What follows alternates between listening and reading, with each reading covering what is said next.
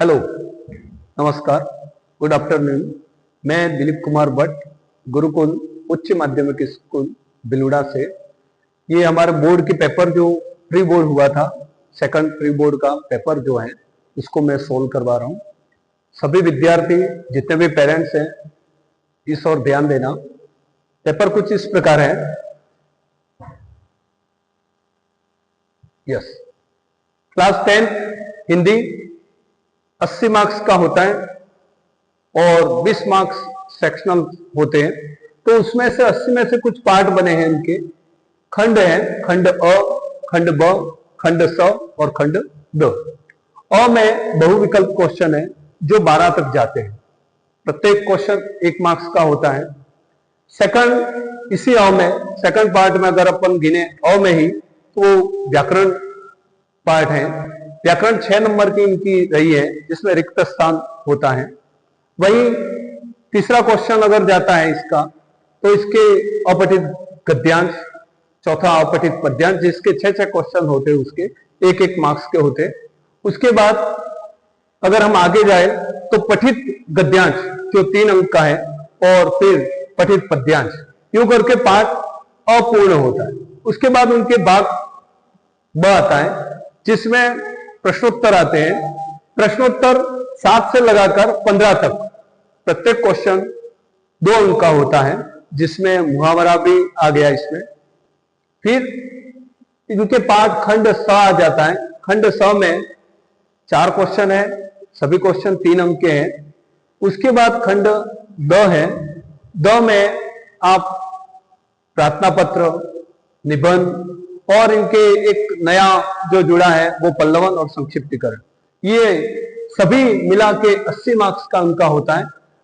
प्रश्न पत्र कुछ इस प्रकार है। पहला क्वेश्चन है उनका, निम्नलिखित बहु विकल्प प्रश्नों के उत्तर अपनी उत्तर पुस्तिका में बताइए।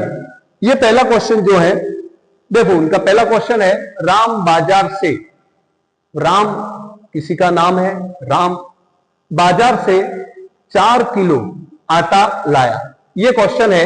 क्वेश्चन मार्क ये इन्वर्टेड कोमा में दिए हुआ है। राम बाजार से 4 किलो आटा लाया में कौन सा विशेषण है? अब हमें ढूंढना है विशेषण कौन सा है, एडजेक्टिव कौन सा है इसमें। विशेषण की बात करें तो विशेषण परिभाषित है, संज्ञा या सर्वनाम की विशेषता बताने वाले शब्दों को अपन विशेषण कहते हैं। विशेषण के 4 प्रकार हम सब बलीभूत जानते हैं। पहला है गुणवाचक विशेषण जो यहां दिया हुआ है। दूसरा है संख्यावाचक विशेषण, तीसरा परिमाणवाचक विशेषण और चौथा है यहां दिया है सार्वनामिक विशेषण। इन विशेषण के भी प्रकारों में भी प्रकार हैं। जैसे कि मैं कहूं गुणवाचक विशेषण तो उसमें गुणों को देखा जाता है।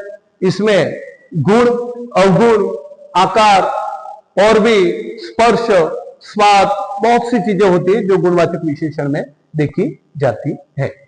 फिर दूसरा आया संख्यावाचक विशेषण। संख्या के संबंध में, अगर संज्ञा या सर्वनाम की संख्या के संबंध में जो विशेषता बताता है, यह संज्ञा या सर्वनाम की, संज्ञा या सर्वनाम की संख्या संबंधित कोई भी विशेषता बताता है तो वो संख्यावाचक विशेषण है। वही परिमाणवाचक विशेषण किसी संज्ञा या सर्वनाम का नाप या तोल संबंधित जो विशेषता बताता है वो परिमाणवाचक विशेषण है। सार्वनामिक विशेषण इसी प्रकार, पहले इसमें संज्ञा आएगी, फिर सर्वनाम आएगा, उसके बाद जो विशेषण आएगा वो हम सार्वनामिक विशेषण में गिनते हैं। अब यहां जो है क्वेश्चन है, राम बाजार से 4 किलो आटा लाया। अब इसमें राम जो है वो बाजार गया है और 4 किलो आटा लाया है। ये जो 4 किलो आटा लाया है ये विशेषण है। हम अब इसमें भी विशेषण कौन सा हो गया, वो 4 किलो लाया है। कितना लाया है? किलो, केजी जो होता है संख्या, यहां हमें लग रहा है कि संख्यावाचक विशेषण है या परिमाणवाचक विशेषण है, तो हम इसको निकालेंगे।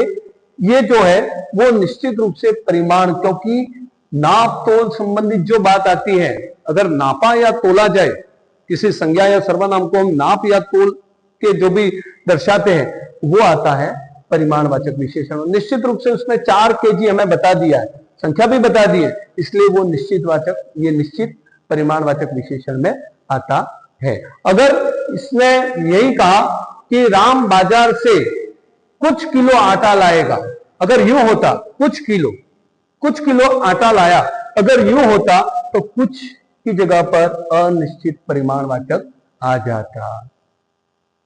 इससे स्पष्ट है पहला का आंसर आपके फर्स्ट ही होगा। उसी प्रकार यस, सेकंड क्वेश्चन जो आपका है वो है प्रत्यय के संबंध में पूछा गया है कि राष्ट्रीय शब्द जो दिया है, राष्ट्रीय शब्द में मूल शब्द और प्रत्यय को अलग करो, यूं दिया है। मूल शब्द यानी कि ये जो मूल शब्द है और इसमें प्रत्यय कौन सा जुड़ा है वो दोनों हमें निकालने हैं। तो इसके देखो विकल्प दिए हैं, राष्ट्र प्लस अय, दूसरा दिया है राष्ट्र प्लस ई, तीसरा दिया है राष्ट्र प्लस ई, ये बड़ी ई है, यहां पर ये छोटी ई दी थी। चौथा क्वेश्चन है राष्ट्र धन ई। अब देखो मूल शब्द राष्ट्र ही है, हमें कहीं भी उसको देखना, यानी कि आप अनुमान लगा सकते हो कि राष्ट्र शब्द है, एक मूल शब्द है, तो राष्ट्र तो बिल्कुल अब एक सिरे से राष्ट्र तो राइट है, इसमें भी राइट है, इसमें भी राइट है और इसमें भी राइट है। राष्ट्र राष्ट्र, और यहां राष्ट्र ये लिखा है वो गलत, बिल्कुल गलत लिखा है। तो हमने यहां तो मूल शब्द तक तो हम आगे, मूल तो हम आगे, राष्ट्र जो है वो यहां तक तो राइट। और देखो ये मात्रा जो है अब हमें कैसे निकालना है प्रत्यय, वो देखो जो मात्रा है ईय है प्रत्यय, वो भी हमें मालूम पड़ गया, लेकिन इसकी मात्रा जो है वो बढ़ी जा रही है। तो यहां बिल्कुल ये बड़ी मात्रा और यह पीछे है, तो ये बिल्कुल आपके ईय प्रत्यय होगा और मूल शब्द जो होगा वो राष्ट्र होगा, यानी कि दूसरे का आप स राइट माने और यही इसका राइट होगा। इस प्रकार से ये प्रत्यय वाला दूसरा क्वेश्चन था।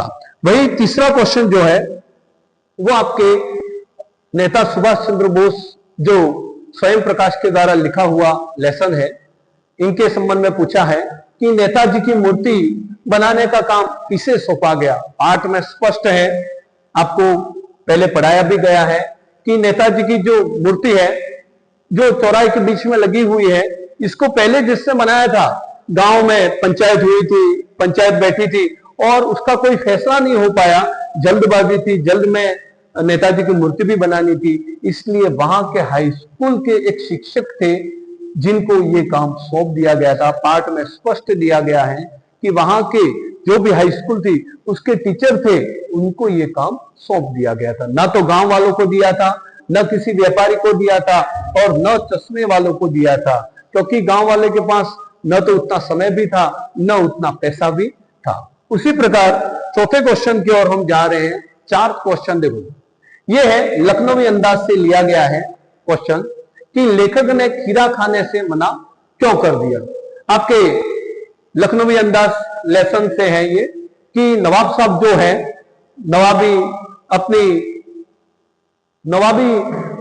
जो है वो बताने के लिए ये सब कर रहे हैं कि लेखक ने यानी कि यशपाल साहब ने खीरा खाने से क्यों मना कर दिया। देखना इसमें यह है कि उन्होंने, क्योंकि नवाब साहब औपचारिकता निभा रहे थे, क्योंकि खीरा कड़वा था, क्योंकि लेखक को खीरा पसंद नहीं था, इनमें से कोई भी। देखो विकल्प चारों चार दिए हैं।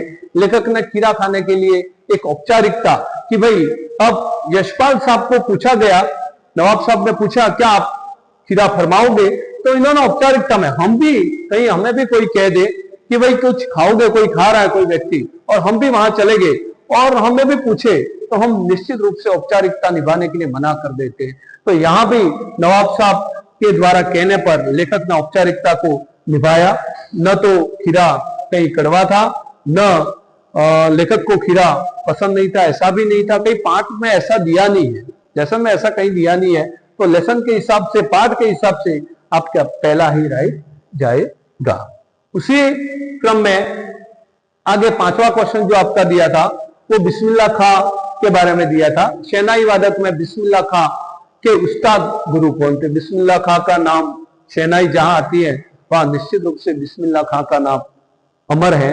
बिस्मिल्लाह खां का नाम आते ही शहनाई और शहनाई का नाम आते ही बिस्मिल्लाह, और डोमराव गांव उनसे जुड़ा हुआ है। हम बिल्कुल जानते हैं कि जो शहनाई बनती है, उससे जो घास है वो डोमराव गांव में मिलती है और बिस्मिल्लाह खां का जन्म स्थल भी डोमराव गांव को ही हम मानते हैं। यहाँ ये पूछा गया है कि उनके गुरु का नाम क्या था, तो बिल्कुल पाठ के अंदर दर्शाया गया है कि उनके जो गुरु थे वो यहाँ अली बख्श साहब थे, उनके गुरु।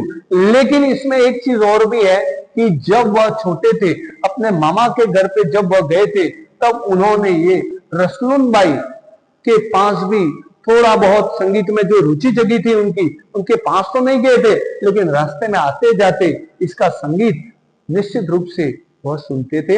इसलिए राइट गिने तो अली बख्श ही राइट होगा। उसी प्रकार आगे छठा क्वेश्चन, मैं क्यों लिखता हूं? पाठ के अनुसार लेखक को किसका पुस्तकीय ज्ञान था? देखो ये मैं क्यों लिखता हूं, इसमें जो लेखक है उसने कहा है इसका पुस्तकीय ज्ञान क्या है, क्यों लिखता हूं मैं? भाई मैं क्यों लिखता हूं, पाठ के अनुसार लेखक को किसका पुस्तकीय ज्ञान था, लेखक को क्या क्या ज्ञान था? अणु का तो था ही था उनको ज्ञान, बिल्कुल। रेडियोधर्मी तत्वों का भी उनको ज्ञान था, ये रेडियोधर्मिता के प्रभाव का भी उनको ज्ञान था, उपयुक्त सभी प्रश्नों का भी उनको, यानी कि ये सब राइट है। अणु का भी ज्ञान था, ये रेडियोधर्मी भी वो थे और रेडियोधर्मिता के प्रभाव भी कारण था, उपयुक्त सभी भी हम मान सकते हैं। नेक्स्ट सातवां, निराला जी।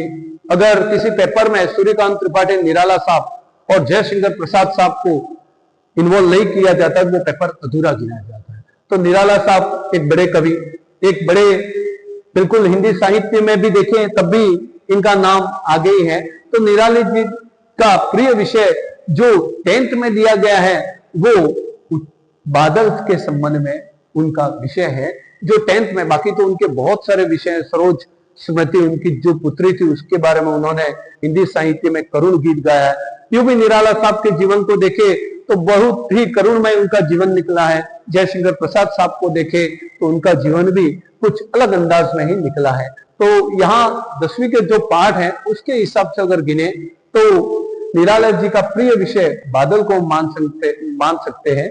नदियां नहीं है, तूफान नहीं है और नायिका भी नहीं है। नेक्स्ट जो है ये तुलसीदास से संबंधित सुनना, केवल मुनि जड़ जान ही मोही, पंक्ति में रेखांकित पद का अर्थ क्या? ये जड़, जड़ निश्चित रूप से जड़ अपन मूर्ख को कहते, जड़ यूं कहते, तू तो जड़ है, यूं अपन लोकल भाषा में भी कहते कि केवल मुनि जड़ जान ही मोही। ये इन्वर्टेड कोमा में जो भी पंक्तियां है तो ये रेखांकित रेखा यहां की है, रेखांकित पंक्ति में पद का अर्थ क्या है, यूं कहा है। तो देखो मूर्ख कहीं दिया होगा, देखो रूढ़िवादी नहीं है बिल्कुल, ये अहंकारी भी नहीं है, ये स्वाभिमानी भी नहीं है। देखो रूढ़िवादी हो सकता हूं, जड़ ये हो सकता है, लेकिन पाठ के अंदर मूर्ख जो दिया है उसका शाब्दिक अर्थ वो बिल्कुल राइट है। रूढ़िवादी, जड़वादी यूं कह सकते हैं, लेकिन अगर मूर्ख नहीं होता तो अपन इस तरफ जा सकते थे। नेक्स्ट, फसल कविता के माध्यम से कवि किसको संदेश देना चाहता है? देखो नाम से स्पष्ट है, फसल, फसल से श्रमिकों को, युवकों को, ये साहूकारों को या किसानों को, नाम से स्पष्ट है, या श्रमिक को जाएगा या फिर किसानों को जाएगा। तो फसल कविता के माध्यम से कवि जो संदेश देना चाह रहा है वो निश्चित रूप से किसानों को देना ही जा रहा है कि जो फसल है वो एक पानी का परिणाम नहीं है, एक मिट्टी का परिणाम नहीं है, 1000 पानी का परिणाम है, 1000 मिट्टियों का परिणाम है, ये बताया गया है इसमें। नेक्स्ट आपके माता का अंचल, बहुत ही सुंदर, बहुत ही अच्छा कहानी है, बहुत ही अच्छा पाठ है। माता का अंचल पाठ के अनुसार लेखक के पिता उन्हें क्या खिलाते थे? बिल्कुल भोलानाथ की स्टोरी है ये कि भोलानाथ अपने पिता के पास रहता ही है। इस पाठ में पिता का दुलारा है भोलानाथ तारकेश्वर, उसके बचपन का नाम बताया गया है इसमें। जब भी खाना खाता पिता के साथ, जब भी खेलता पिता के साथ, अपने दोस्तों के साथ खेलता। समस्या आने पर देखो इसमें एक चीज, मुख्य चीज बताई गई है कि बालक भले पिता के पास रहे। पाठ का नाम याद देखो, शीर्षक क्या है? माता का अंचल। अंचल का मतलब आंचल। अब माता का अंचल, माता का दुलार भी अपन कह सकते हैं इसको, कि बच्चा पिता से प्रेम कर रहा है, पिता के पास ही रह रहा है, लेकिन जब उस भोलानाथ पर संकट आता है, जब कुछ ऐसे हादसे हो जाते हैं उसके साथ कि भाई कई खेतों में जाते हैं और सांप वगैरह निकलते हैं, कहीं बिच्छू निकल जाते हैं और दौड़ भाग कर जब भी वो आता है तब पिता बाहर प्रांगण में बैठा है, लेकिन पिता की तरफ नजर भी नहीं डाल के अपनी माँ के आंचल में छुप जाता है और बिल्कुल रोना आ जाता है उसको, और माँ को वो अपना पूरा दुखड़ा गाता है माँ के सामने। पिता उसको नो डाउट खिलाता था, उसको पिता जो खिलाता था वो गोरस और भात, जैसे दही और भात अपन कहते हैं, वो ये खिलाता था। और माँ जब भी पिता ये खिलाता था तब माँ कहती कि मेरे बेटे की भूख गई नहीं है, यूं करके माँ फिर खिला देती थी। न तो शहद और नमक खिलाता था, न दही और चीनी खिलाता था, न नमक और दही खिलाता था, पिता गोरस और भात ही खिलाता था। नेक्स्ट जो है वो सुनना, साना साना हाथ जोड़िए पाठ में जितेंद्र ने युमथांग घाटी में किस फिल्म की शूटिंग होने की बात कही है। ये साना साना हाथ जोड़िए प्रार्थना जो बहुत हम अपने छोटे छोटे हाथों से ये प्रार्थना कर रहे हैं कि हमारा जीवन नेकी की ओर हो। पाठ में ये जितेंद्र जो है वो गाइडर है, उसने युमथांग की घाटी में किस फिल्म की शूटिंग होने की बात कही है। ये जिप्सी वाला भी है और गाइड जो कहते हैं वो भी है। निश्चित रूप से जो युमथांग घाटी में जो फिल्म की शूटिंग हुई थी वो गाइड नामक फिल्म की ही हुई थी। न तो बरसात की हुई थी, न एक फूल दो माली की हुई थी, न फूल खिले हैं गुलशन गुलशन इसकी भी नहीं हुई थी। गाइड जो फिल्म बनी है वो इसी घाटी में इसकी शूटिंग हुई थी। नेक्स्ट है, मैं क्यों लिखता हूं पाठ के अनुसार पत्थर पर छपी मानव आकृति की छाया को देखकर कैसा लगता है। जैसा किसी ने धक्का मार दिया हो यूं लग सकता है, एक थप्पड़ सा लगा दिया यूं लग सकता है, अफसोस हुआ होगा या मन बेचैन हो गया हो। किसी ने धक्का मार दिया है यूं लगता है।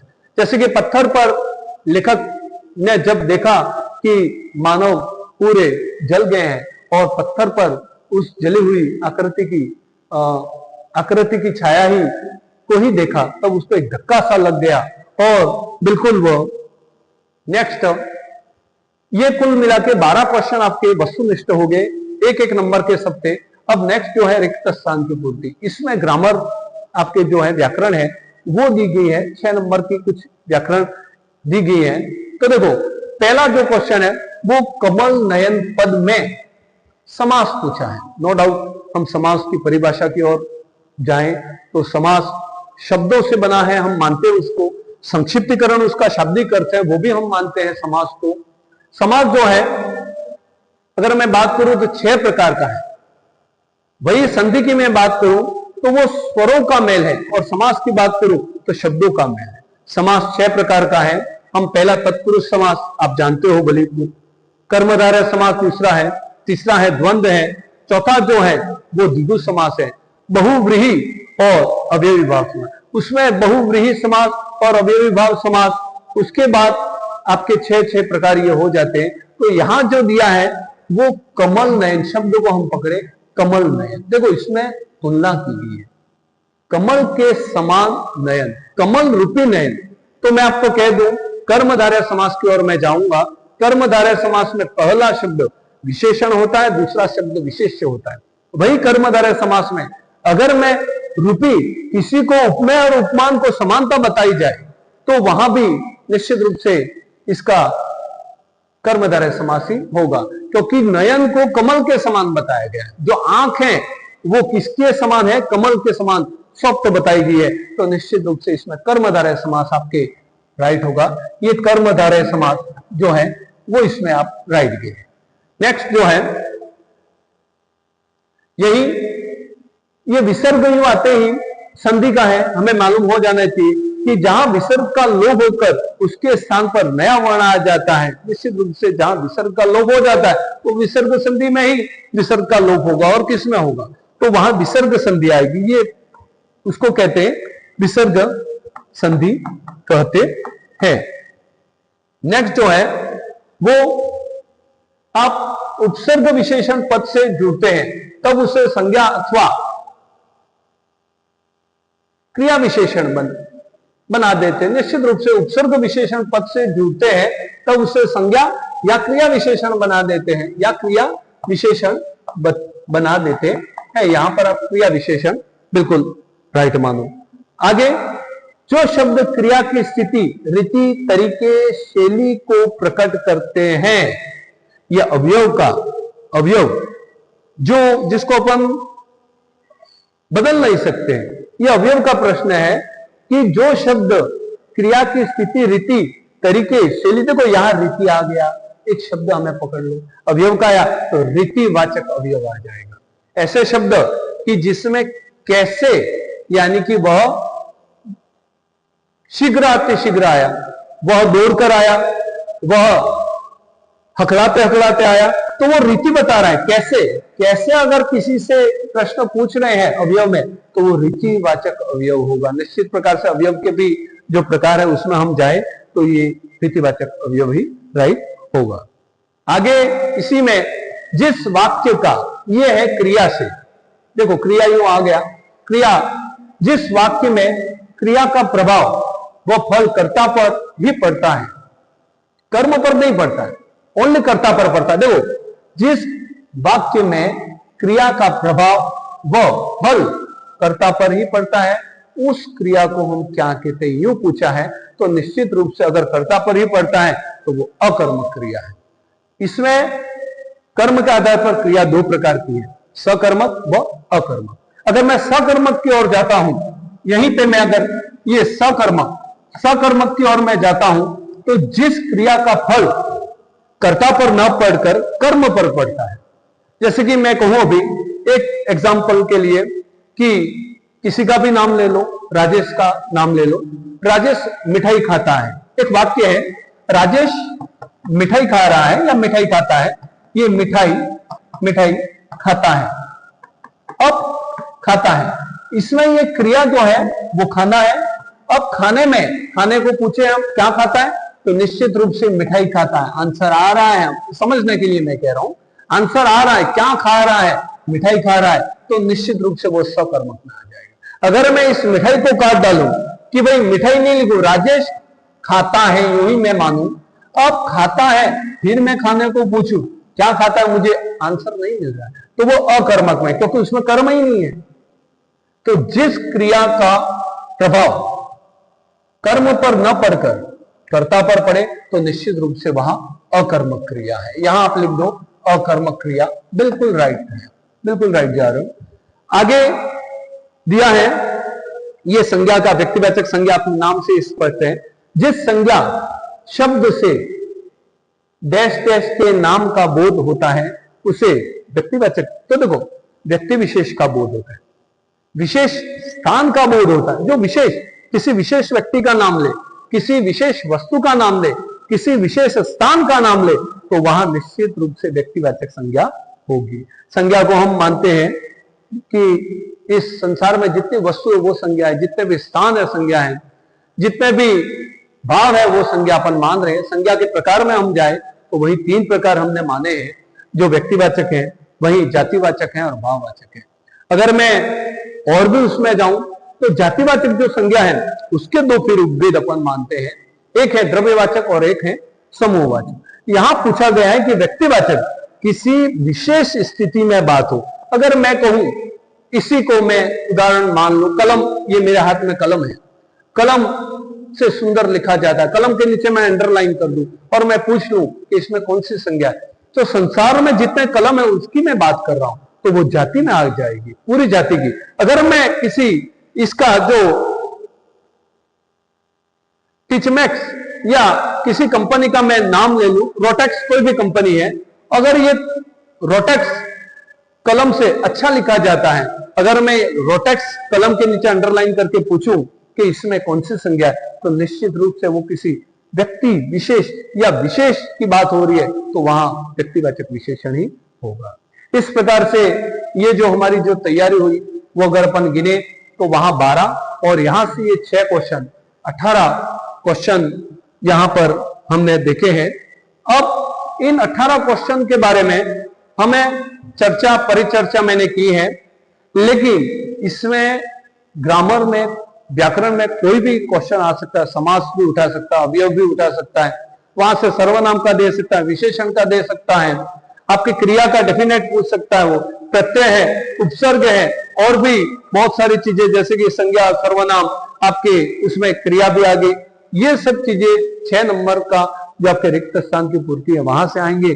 फिर 12 जो क्वेश्चन है वो वस्तुनिष्ठ के आपके जो पाठ के अंदर से पूछे हैं वो। वही हम आगे जा रहे हैं इसमें ही, तो आपको निश्चित रूप से अपठित गद्यांश, अपठित पद्यांश, पठित गद्यांश, पठित पद्यांश, दोनों अथवा में रहेंगे, पठित पद्यांश, पठित गद्यांश। वही प्रश्नोत्तर में, फिर बड़े प्रश्नोत्तर में, उसके बाद प्रार्थना पत्र में, फिर निबंध में, और पल्लव और संक्षिप्तीकरण। इसी के साथ मेरी क्लास अब पूर्ण होती है। नमस्कार, ऑल द बेस्ट, सबको बहुत सारी शुभकामनाएं। हर स्टूडेंट यही मान ले कि कल एग्जाम है तो निश्चित रूप से आपको तरक्की से कोई रोक नहीं सकता है। All the best.